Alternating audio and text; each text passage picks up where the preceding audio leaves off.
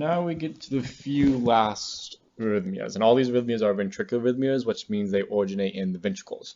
Because we went over the arrhythmias that originate from the sinus node, tachycardia, bradycardia, nothing fancy. And then we went over the ones that originate in the atria. And so in a different node, we went over ones like a fib, a flutter, all that stuff. And now we're going to go over ones that, so all these pacemakers failed on this one, and the one that's driving the heart, driving all these beats, is a pacemaker down here. So since the pacemaker is down near the left ventricle, these beats are much weaker because the signal can only contract the left ventricle, as you can imagine, so it's much weaker. But we're going to go with the left ventricles. And most of these arrhythmias, like a lot of these, well, some of these can lead to death, to sudden death. So it's interesting to go over these arrhythmias and know what you can do in an instance. And I'm sure everyone's seen pictures of like V-fib and asystole on medical shows and Grey's Anatomy and all that stuff. But pretty much the first one is just like you have premature atrial contractions where the atrium contract prematurely. You have a premature beat. You have some. Okay, I don't like gray. You have premature ventricular contractions called Pvcs. Now Pvcs can be both benign and malignant. Benign or malignant. Now if they're malignant Pvcs, that's bad. Very bad, because they can really quickly turn into a very life-threatening arrhythmia. Or if they're benign, they're just like chilling there, they're just there, you don't really notice them. But essentially you have your normal EKG, you got your Q wave, blah blah blah, and then your T wave. Now a PVC, what it looks like, is since it's coming from the ventricles, remember when we went over the 4 things to identify arrhythmias, it's the size of the Qrs complex you want to look at. Like this is a normal size. Whereas presence of P waves signifies it's coming from the atrium. So first, this is just characteristic of a huge QRS complex. So you have a normal P, actually you wouldn't have a P wave either because it's coming from the ventricles. But the QRS is like huge like that. Like it's a very wide QRS, you definitely notice it, it's noticeable. So you can't mistake it. But that's called PVC. And this is just the ventricles contracting prematurely, and because the signal is coming from the ventricles, it's a much longer duration because it's not as efficient traveling through all the bundle branches. It can't do that. So you got PVCs, you have very large R waves. Again, you just have a very large R wave, it can be up or down, whatever. So like, these are 2 PVCs. Now PVCs can be benign or malignant. We'll talk about what conditions make them benign and malignant, but essentially PVCs, if they run, they can be considered bigamy or trigamy, or however you pronounce it, however you want to pronounce it. What that means is a bigamy means there's a normal QRS complex, so completely normal, and then there's a PVC, and then completely normal PVC. So there's a PVC every, okay, that one doesn't really look normal, but there's a PVC every other normal beat. So it's a PVC, normal sinus rhythm, PVC. Trigamy means every 3rd beat there's a PVC. So it would be PVC, normal sinus, PVC. In cases like that, they're really not that malignant. They're kind of benign if they're just like thrown in there randomly. But we'll go over what makes them benign, malignant in a second. Now the other one is called V-Tach. So we're slowly getting more and more malignant and life-threatening. V-Tach. V-Tach is essentially a run of 3 or more PVCs in a row. V-Tach looks like this on EKG. Like that.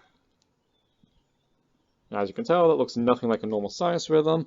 At this point, the heart's not really beating, so the patient will be pulseless. They will not have a pulse because the heart's not beating. At this point, the heart is just like quivering, essentially. Just like the atrium's quivering in AFib.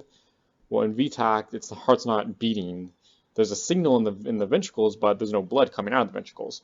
And you can imagine if there's no blood coming out of the ventricles, the cardiac output drops. Well, there is no cardiac output. If there's no cardiac output, eventually the body starts getting starved of oxygen in blood from ischemia and hypoxia. The organs start dying and shutting down. And when the organs have a lack of blood flow, that's called shock.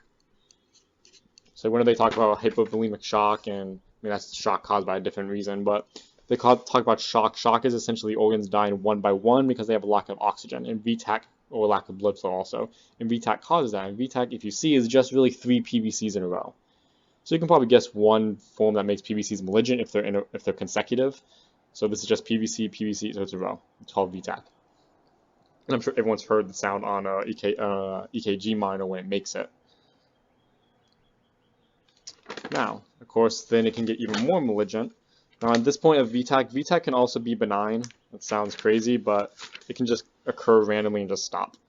Now if V-Tach continues with no intervention, so if no one gives CPR or defibrillation, the little shock things, defibrillators, then V-Tach will slowly become V-fib, and V-fib looks like this. So V-Tach is long PVCs, and then it slowly gets smaller, and that's V-fib.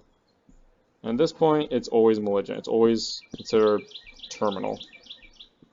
So that means if there's no intervention,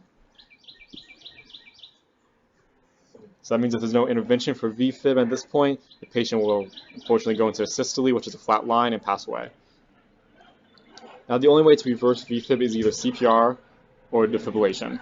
CPR is, the way CPR works is it's pretty much trying to mimic the heartbeat, because the heart contracts and pushes out blood, and when you do CPR, when you're pushing down on someone's chest with force, it's like you're contracting the heart, you're manually forcing the heart to contract, hopefully. And you don't really need to breathe into someone's mouth, that's not really necessary, but you're forcing the heart to contract by pounding on their chest.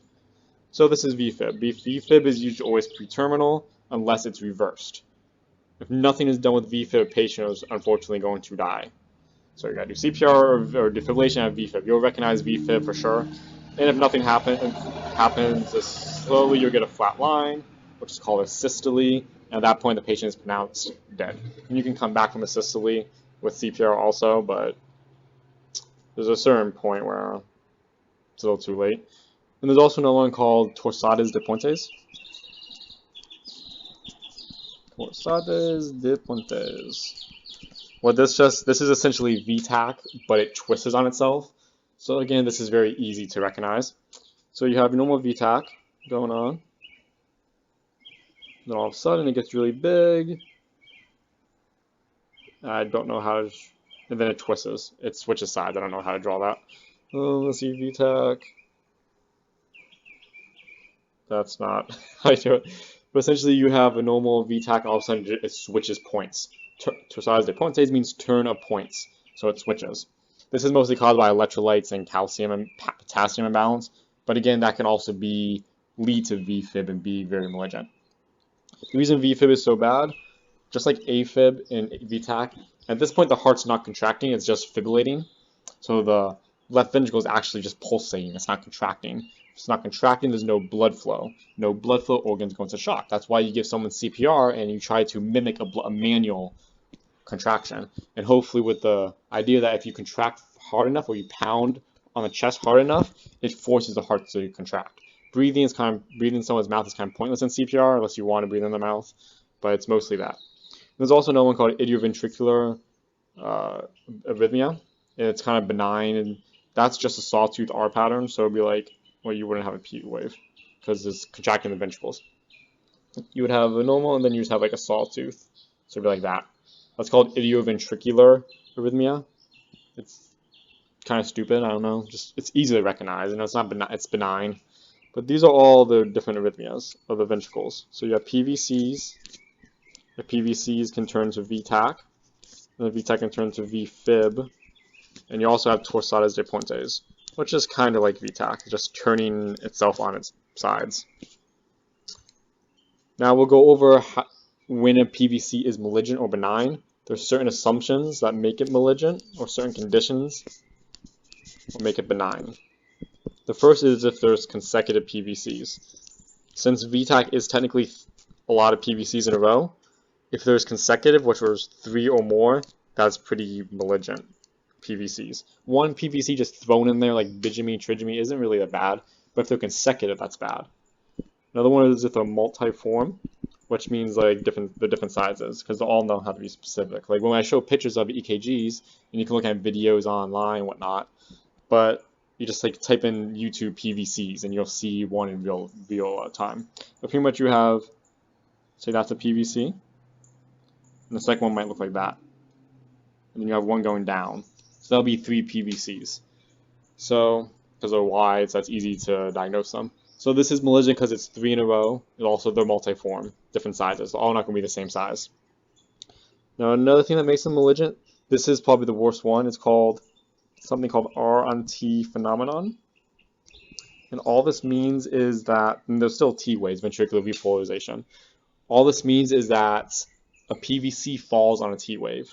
So example of that will be PVC, you have your T wave, your ventricles are trying to repolarize, but then another PVC just gets thrown in there. And then the heart's trying to repolarize, and then a PVC gets thrown, so it contracts and doesn't know what the hell is going on, and then it just goes crazy and goes into V-Tach. So those are the three things that make PVCs malignant. Oh, there's also another one, but it's kind of common sense. Of course, it's malignant. It's if you have PVCs during a myocardial infarction, so during a heart attack. But I think a heart attack is malignant enough. You don't really need PVCs during it, but these are what make PVCs malignant. So these are all the arrhythmias that you have to know for this exam. There's other arrhythmias and different forms of arrhythmias. You can have two arrhythmias, blah, everything, but essentially arrhythmias are, it's not anything. It's going to be a multiple choice thing. There's going to be a bunch of arrhythmias, and it's like define this arrhythmia. It's going to be very simple because most of these arrhythmias are very simple to identify.